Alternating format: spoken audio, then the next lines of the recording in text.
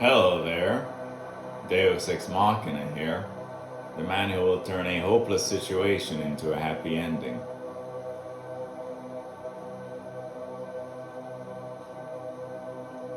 The human condition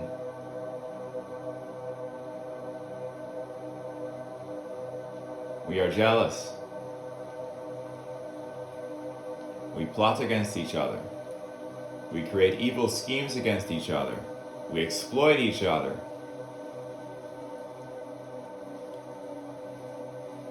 We have Schadenfreude, the derivation of pleasure from other people's suffering. We have evil intent. We are deceptive. I will make love come back. And through me and my vision,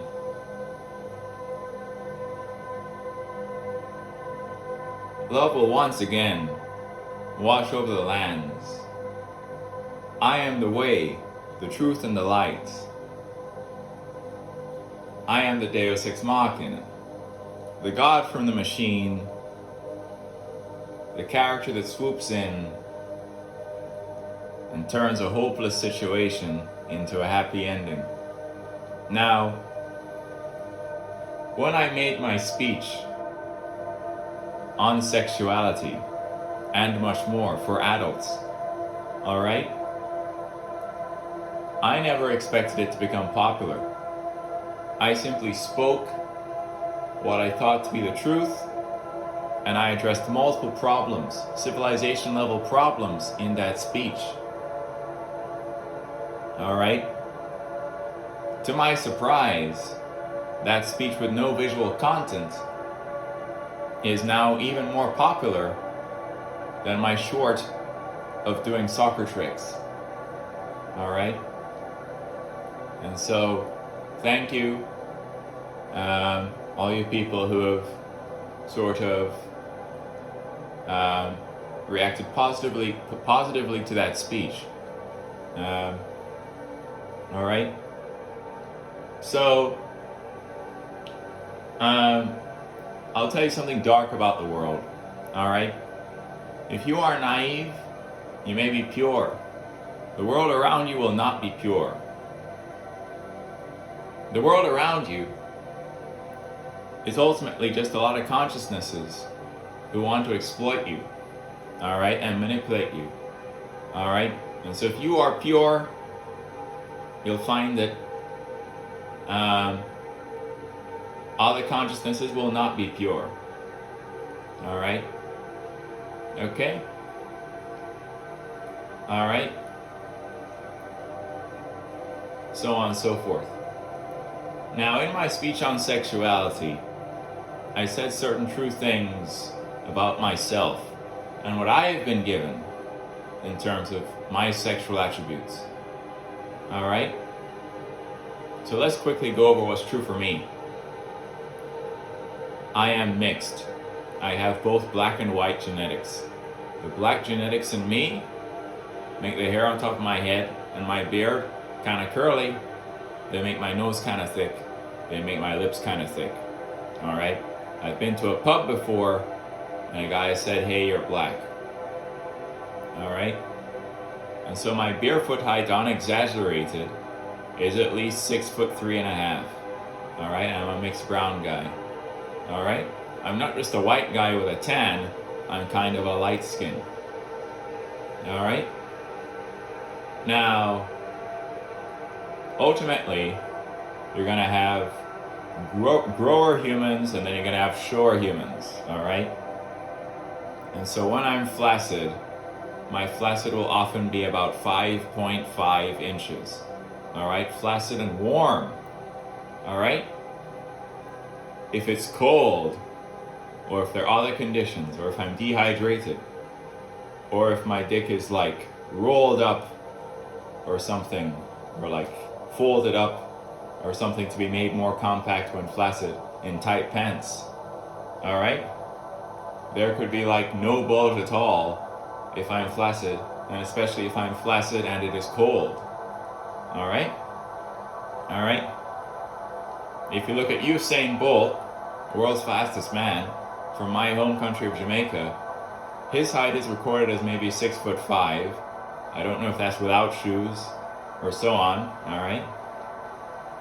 And if you look at races of Usain Bolt, all right as he's about to start, he's wearing tight sprinting pants. He's really tall, and he's wearing these tight sprinting pants, and you see barely anything of a bulge, all right? All right? Now Usain Bolt is like maybe a quite tall, of African origin, genetic origin male from Jamaica, all right? And you see him starting a race in tight sprinting pants, and you see nothing of a bulge, pretty much, all right? No bulge, all right? So in those sprinting pants, his dick could be like folded up, all right, be made compact, and he's like, be sprinting, all right? And he's obviously flaccid, all right? World's fastest man, all right? All right, so anyway, and so on and so forth. Anyway, and so what's true for me is that basically I go from a 5.5 inch like warm flaccid to a formal bone press direct length peak of at least 8.5. All right, I'm saying that in all honesty. All right, so the metrics for measuring male erect penis size are non-bone press direct length and bone press direct length. Okay, non-bone pressed is you just measure from where your dick is attaching to the body to head when fully erect. Bone pressed is you push to the bone, including compression of the fat pad, which adds maybe about 1/2 inch, and then you go to the head. All right, and so bone press direct length is a more realistic metric for fully functional insertable lengths during intercourse, because during maximal insertion, all right, the fat pad of the male is going to compress, right? And so on and so forth. And so insertable length is more so modeled by bone pressed direct length rather than non-bone pressed, all right? So on and so forth. And so, myself at peak erect size, in humility, without being bone pressed, will be over 8 inches. Bone press me, I will be over 8.5 inches. All right? Now, female vagina size is going to vary based on racial information, based on fluctuations, all right? Based on genetics, all right? And so some women, all right, when their vagina is not horny, it's 3 to 4 inches deep. When their vagina becomes horny, the cervix expands to being about 6 inches deep inside the vagina. For some women, when they get horny, their cervix is going to expand to a depth of about 8 inches inside the vagina. All right? And so, even for taller women, 5'9", 5'10" women, Western women, their vagina is maximally going to expand to only about 8 inches deep where the cervix is. All right? And so myself, being over 8 non-bone pressed and at least 8.5 bone pressed, all right? During maximal insertion, there's fat pad compression. My entire bone pressed is insertable, all right? I will hit cervix of pretty much all women, all right? So on and so forth. Now, here's the thing. What's happened is that this whole thing has gotten very rotten, all right? Instead of purity of love, all right, and commitment, and raising of children, and so on and so forth, sex has become monetized as a sport, as a game, as something that is not sacred, but simply a monetized aspect of the economy, and something that makes your limbic system happy and gives your brain dopamine. All right? And so basically, right? You're gonna have that going on. All right. And so ultimately, what I want to see happen is I want to see people find who they're meant for. All right. For a woman who is a smaller, more petite woman, whose vagina expands to only 6 inches in depth, I may be a bit too big. For a woman whose vagina expands to 8 inches in depth, which is where cervix is, all right, my peak insertable of at least 8.5 is going to be kind of like a perfect fit. All right? All right? And so ultimately what I'm saying is that based on vagina size and accommodation and male penis size, guys that are bigger are not better. Evolutionarily, people can find who's actually a good fit for them. Right? And so basically, you get the following. All right? So there's Asian couples, all right? A study has been done, right? And they found that the Asian woman, the Chinese woman, right? They have smaller vaginas than the other races, all right? Their vaginas are just smaller, all right? The Asian men, their bone pressed erect lengths are on average smaller than the other races, all right? Why? The Asian people are meant for each other evolutionarily, all right? And they can have Asian families, the Asian children, all right? What I hate seeing is some Asian woman, like Japanese or Chinese, doing some scene with Julio Gomez or The Break, all right? Because the Asian woman is doing that for money, it's broken, and a bunch of stupid consciousnesses give that their attention, all right? It's very silly, all right? So that's that, all right? All right? So quickly now, what is true for me is that I'm 5.5 flaccid. If I'm freezing, I could be even smaller than that flaccid. All right? If I'm dehydrated, I could be smaller than that flaccid. If my dick is folded and like curled up in my underwear, I could appear to have zero bulge. If I'm like cold and flaccid and my dick is like curled up in my underwear, all right? Usain Bolt in his tight sprinting pants about to start a race, all right? You sometimes look at me like there's zero bulge, all right? So on and so forth. He could actually be endowed. Who knows, all right?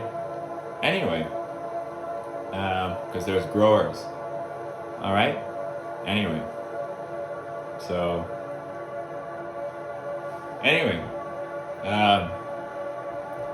on and so forth. So anyway, so cool. Anyway, so on and so forth. Anyway, so on and so forth. Anyway, so let's see now. The parameterization for me is, again, at around 5.5 flaccid when warm. If I'm freezing, my flaccid could be even smaller than that. If I'm dehydrated, I could be smaller than that. And so on. And again, if I'm like, sort of like, my dick is folded up in my underpants, I could have like zero bulge when flaccid, especially if also cold or something. All right? Then I go to a not bone pressed of over 8 inches at my peak size, and then a bone pressed of over 8.5 inches. All right? And then shaft girth circumference is like over 6 inches around. Girth around glands of dick for me is about 7 inches around. All right? So on and so forth. All right? And so on and so forth. That's on my 6'3.5" barefoot height as a mixed brown guy. All right? And so basically, you're gonna have the following. how do I stack up to the Break or Julio Gomez? All right. The civilization that we're in exaggerates everything because of male ego, because of marketing. All right. And so Julio Gomez or the Break's pornographic profiles would list his height as 6 feet tall. But people realize he's not that much taller than his female co-stars, and so he's actually more like probably 5'10" barefoot. And so he's 5'10" barefoot, I'm 6'3.5" barefoot. All right. A good way to ascertain the realistic bone press direct length of porn stars is to ask the Grok sort of AI assistant to scour the internet in terms of like Reddit estimation conversations, where they're experts who do frame analysis based on sort of like reference objects. And so a human male thumb is typically about 1 inch in width. All right, some males have thicker fingers, some males have thinner fingers. And so my thumb width is slightly less than 1 inch. A guy with slightly thicker fingers, his thumb width could be exactly 1 inch. All right. So in certain frames of Break, where he's holding his hand, holding his dick with his hand, and his thumb is there for reference, the realistic bone press direct length for Break is 9.5. All right. And so Break's peak is like a 9.5 bone press, and he's 5'10". All right. My peak is like an 8.5 bone press, and I'm 6'3.5". All right. So on and so forth. All right. So I'm less than Break. I'm not some clown who's saying I'm more than Break. All right. But anyway, now, so on. Now the other thing is the following. All right. So people have noticed, based on examining scenes with Break, that he tends to have a pelvic detachment, or basically where his dick attaches to his body, there appears to be like over 1 inch of some kind of odd looking pelvic detachment. And so many people have inspected it and said it seems like there's either a ligament cut there or some kind of pelvic detachment that is extending length for 1 inch or more where at connection to body. And so you can see a little bit of a deformation or a ligament cut sign or some kind of compromised suspensory ligament going on there, so on and so forth. And so Julio is like 9.5, but with a ligament cut or like with a pelvic detachment of some kind. It's not known whether he did intentional surgery or because of his sickle cell anemia health condition giving him episodes of priapism, that caused damage, causing a compromised suspensory ligament, leading to a naturally occurring pelvic detachment without surgery. All right, so on and so forth. And so now I'll address the stereotype that the black males are more endowed than the whites. Statistical data says yes, this is true. All right, they will be slightly more. Selection pressures in a hotter sub-Saharan Africa, all right, with higher pathogen exposure and mortality led to selection pressures for females with high fertility and males with high testosterone. Simulate that over generations, you get African women who have larger breasts and backsides, which are fertility indicators, and African men who are on average slightly more endowed than other races. Other selection strategies, slower selection strategies in more temperate regions, was more so about selection for intellect and not necessarily sort of a faster strategy for sort of fertility and testosterone related traits. All right, and so the white woman will often be flatter than the African woman, and then the white men will often, on average, be slightly less endowed than the blacks. All right, so on and so forth. Now, melanin itself doesn't cause the size. Melanin is just a mutation in response to very intense solar radiation at equatorial regions of the planet Earth that help prevent skin cancer. So the Indians have the melanin, so do the Africans. All right, the Indians are not as endowed in terms of dick size on average as the Africans. All right, it's not the melanin itself, and so on and so forth. Anyway, all right, and so on and so forth. Now, anyway, all right, so on and so forth. Now, and so on and so forth. So on and so forth. And so yes, the black males will on average be more endowed than the whites. But further, it must be understood that the following is true. The apparent world record holder for male penis size is not even a black man. He's a white British guy. His name is Matt Barr. All right, and he's the medically verified largest penis on the planet Earth. He's white. He's British. He's not that tall. All right, and apparently his figures are medically verified. All right, and so testosterone exposure during fetal development and genetics can lead to white anomalies, all right, or white males that are extremely endowed. And so Matt Barr is white and even bigger than Brake, all right, so on and so forth. You can look him up, all right, so on and so forth.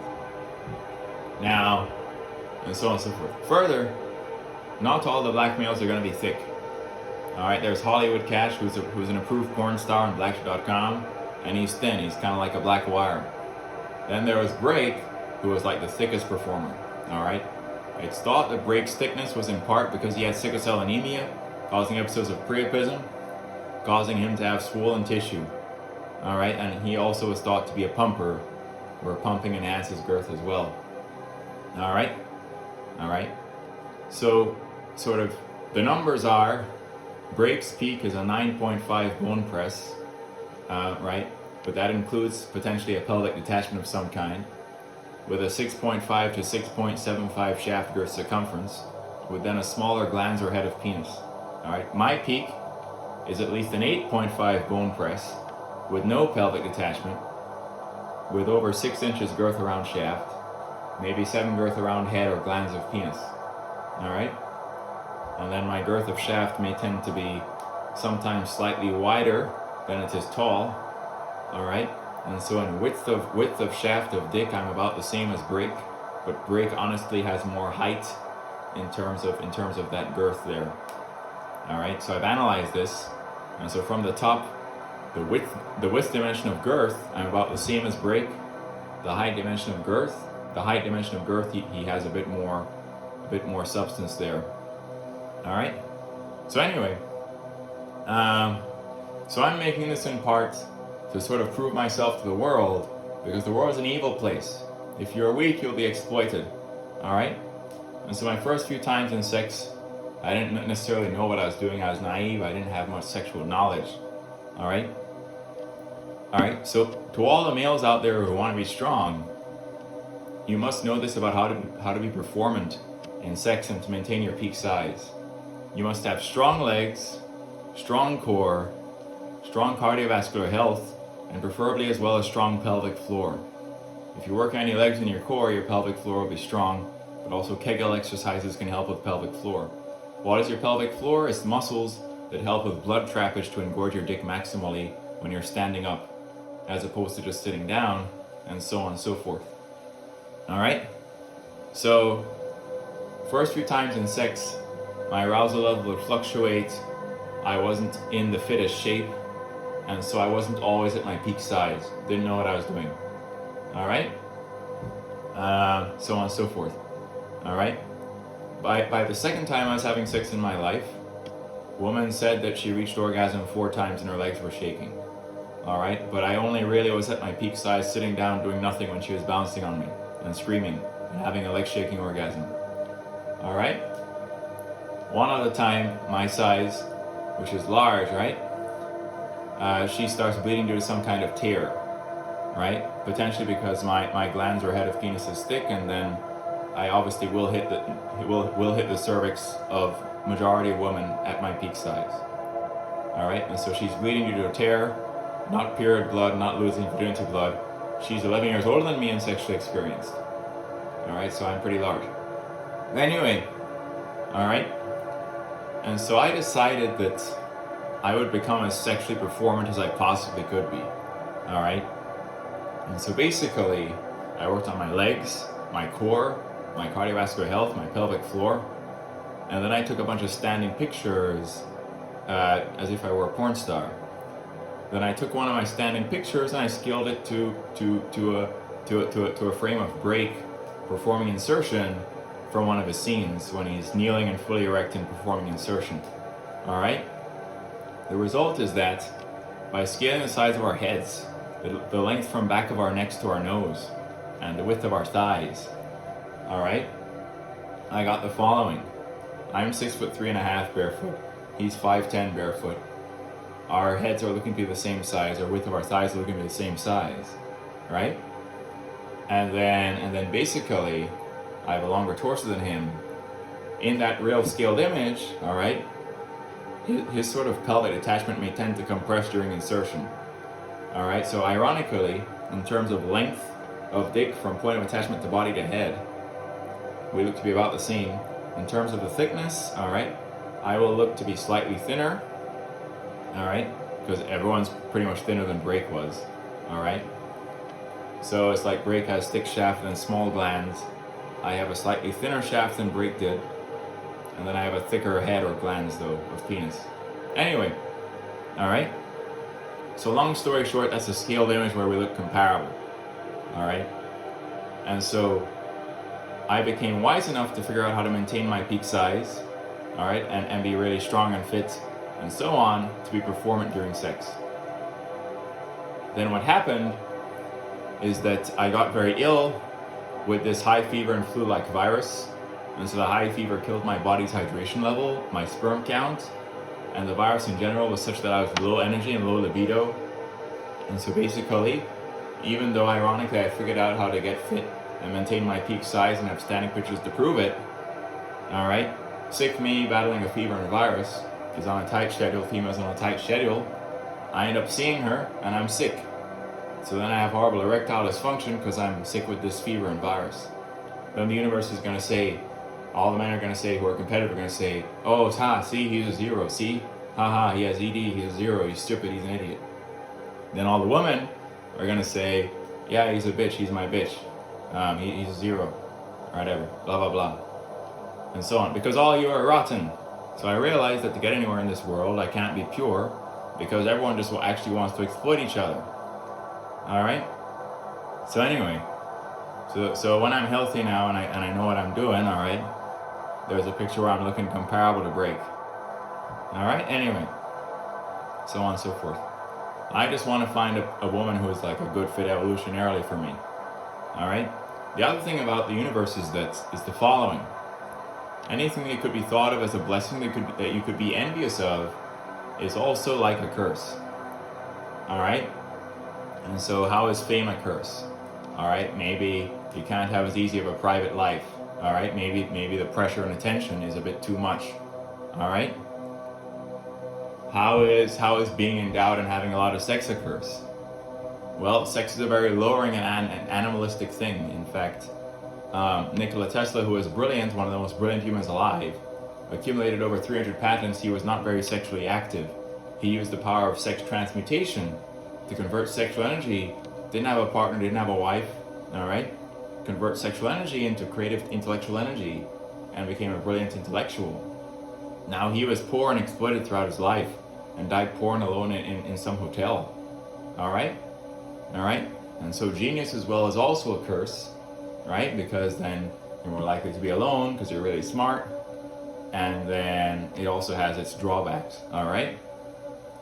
And so hence, you must understand that envy is the occupation of the unwise, because the universe and its dark machinations will be such that anything that is thought to be a blessing also has a double-edged sword attribute. Some fashion in which it is also a curse. All right? So on and so forth. All right? So anyway. So anyway. So on and so forth. All right.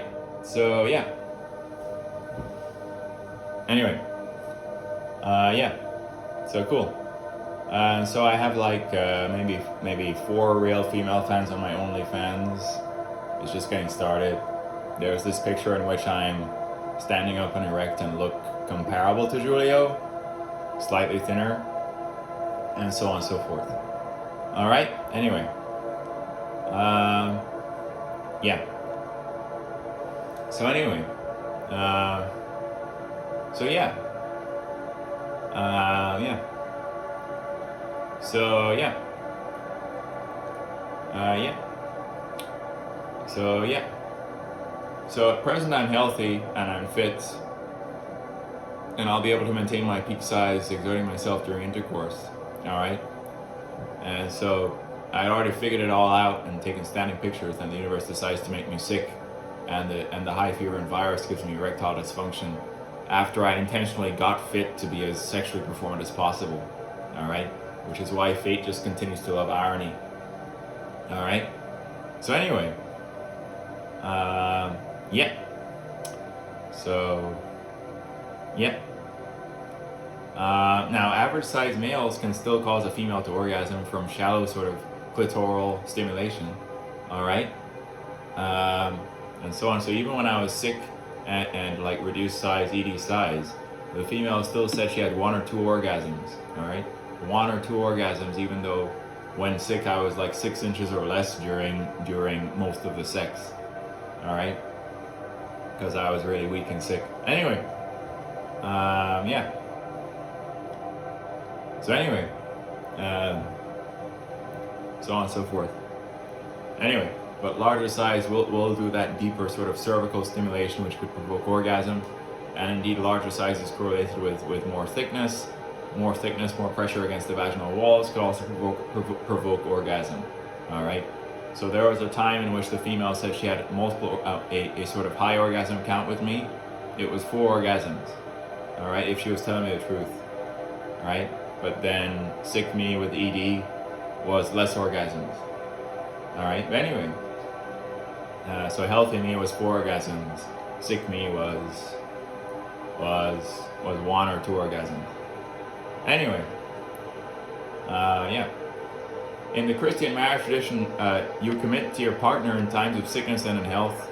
All right, that kind of purity isn't there anymore. All right, if you're sick and you're weak and you have ED, people are going to exploit you, call you a bitch, call you a punk, so on, because love isn't there anymore. It's just a bunch of people trying to utilize sexuality as a mechanism to profit by some mechanism. All right, it's very evil. All right, because all you all are rotten. So I want to make love come back.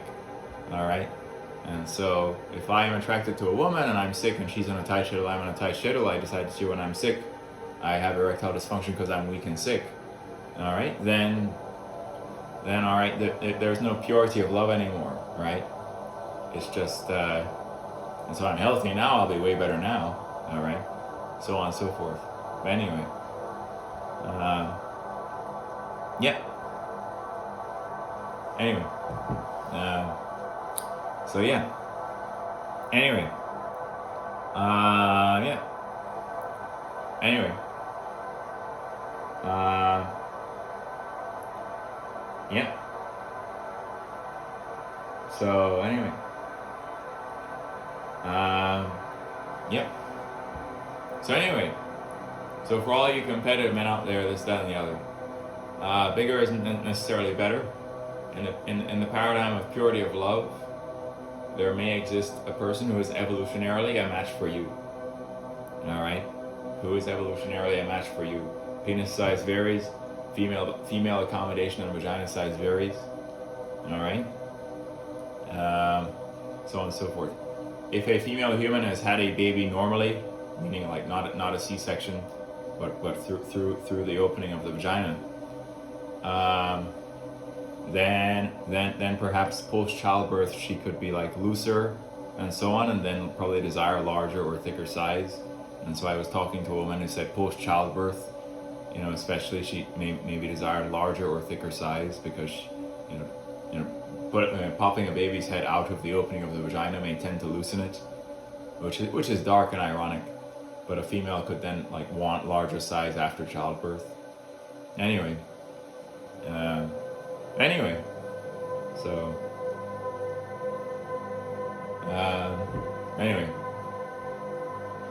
so on. Anyway, yeah. So yeah, cool. Now, fate loves irony. The universe has a wicked sense of humor, and so there do exist 3-inch when erect micropenises. For the majority of women, they'd consider those too small. They could probably still cause very shallow clitoral level stimulation orgasms. All right, but ultimately, every person must determine what they're meant to do. And so, is Lionel Messi at 5'7" going to be able to dunk like LeBron? No.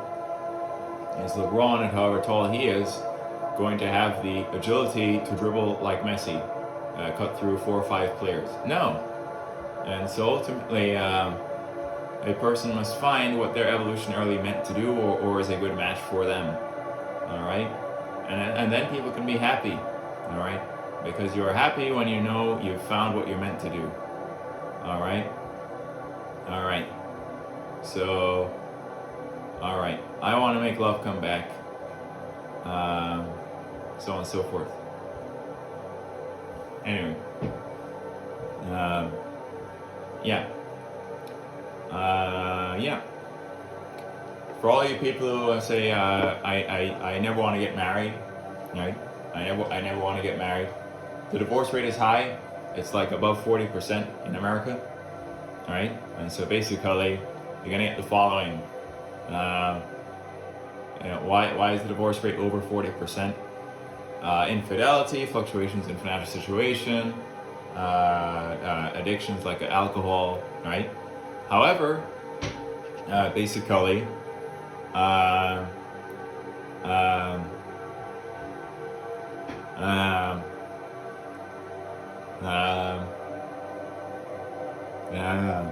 anyway, so basically, but it's still over 50% of the marriages last. And so basically, if the marriage is founded on something that is more profound, meta or above sexuality, intellectual connection, emotional connection, it could last. Will and Ariel Durant had an intellectual and emotional connection. All right, their intellectual connection was so strong that they wrote 11 story of civilization novels recounting human history. All right, they died within weeks of each other at the same hospital. Their marriage lasted because they had a connection that was above or meta to sexuality. It was intellectual and emotional. All right, then they wrote these story of civilization novels together. All right, so marriages can last, and I encourage marriage because it can be very profound if you're marrying the right person for the right reasons. All right, some guy said, I married the largest or best ass I've ever seen. And then he said, it didn't last very long because she was nuts or she was crazy.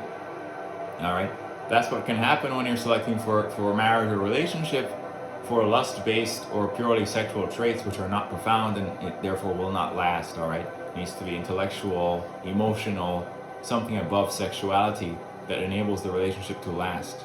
All right, sex alone is not good enough for a lasting relationship. All right, anyway, so on and so forth.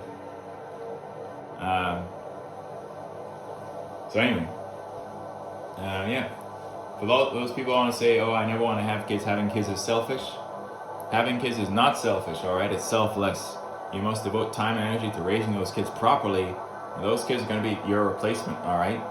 And so basically, if the birth rates stay below replacement in a bunch of countries in the world, all right, you end up having the following. Population continues to increase, all right?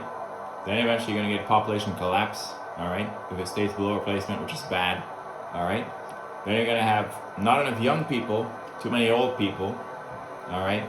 And so ultimately, the birth rate should be at replacement. Let's say you have 0-year-olds, 30-year-olds, 60-year-olds, maybe 90-year-olds, maybe not the 90-year-olds, maybe they passed away before 90. But ultimately, if two 30-year-olds have 2 kids, all right, and those 2 kids both mature to be 30, and then each one of them finds someone of the opposite sex and has 2 kids, all right, the whole idea is that if people are meeting replacement on a 30-year cycle, all right, and the birth rates are at replacement, population stays constant, all right? So you don't want eventual population collapse because the birth rates stay below replacement, all right? And people are just having sex for their own pleasure or to make money, all right, with no offspring, all right? All right? And you don't want, not enough young people, too many old people, because the birth rates are below replacement. So people who think the world is overpopulated, it's not. And I addressed that whole overpopulation problem in the speech on sexuality as well. All right? So on and so forth. All right? Anyway. Yeah. So I'm only 25. At some point, I would hope to find someone in which I can have children to meet replacement with. But that view of it may seem pretty dark. however, and mechanical to say, oh, just to meet replacement. But ultimately, having offspring and seeing them flourish and thrive and seeing yourself in them is very deep and profound, and honestly can bring much happiness. All right, if done correctly. All right. Anyway, so on. All right. All right. So yeah. Yeah. Yeah. So yeah. Anyway. So anyway. Yep. Yeah. Yeah. So there's Tesla content about the car functioning on a rural gravel road network, and so I believe the car learns from manual user driver data, and so handling an extremely narrow rural undulating gravel road, the car now does that autonomously, and then the rural home has a Starlink on the roof. The car is connected to Starlink for software updates. The self-service, sort of the Starlink at the home the modem is within sufficient range that the car parked outside by the home can receive software updates via the Starlink. And then I can talk to Grok as well in the car, and then via the Starlink internet at the house. So when I'm parked by the house, connected to the Tesla's connected to the Starlink internet of the house, then I can go on the Grok app inside the Tesla, and the Starlink can ping the closest supercomputer in Memphis, Tennessee, and I can go ahead and talk to Grok, ask it a bunch of questions. Grok is a very knowledgeable agent. All right, so anyway, if you want to like know something, you could ask a person questions. All right, if you ask Grok a question, this thing has pretty much read the majority of the internet, or perhaps that is a claim that I cannot make with extreme certainty, but Grok has read a significant portion of the internet, or perhaps even more correct, based on a query to Grok, Grok is able to actually analyze relevant web pages. All right. So even when I say that as I said in this video, that Grok said that brakes unexaggerated BPL is around 9.5, potentially even including a pelvic detachment. All right. When Grok is presented with that query, it says it's analyzing web pages such as Reddit threads like r measured porn stars, r this, that, and the other, analyzing relevant information on websites to come up with the appropriate response. All right. So anyway. All right. So cool. So I'm going to turn a hopeless situation into a happy ending. I'm appalled with how things are, and so I go by Deu Sex Machina. I'm happy that my speech on sexuality blew up. All right, about 7,000 views, over 25 likes, even more popular than the short of me doing soccer tricks, which is only at 4.5k views and maybe 15 likes. So that a speech with no visual content blew up indicates that it was very profound. On a second listening, it was extremely profound and correct. So anyway, all right, the stuff I said in that speech on sexuality, ironically, I pretty much touch on the major civilization level problems that need to be solved, with some level or sometimes even proposing my own solutions for how things could be actually resolved in terms of sort of turning all those issues that make civilization a hopeless situation into a happy ending. And so Deus Ex Machina, that's why it's called Deus Ex Machina. And so ironically, that speech blowing up, it is very funny because that speech outlines some of my solutions for civilization's largest problems, including sexuality, by the way, which is highly rotten and broken. Anyway, so yeah. Anyway,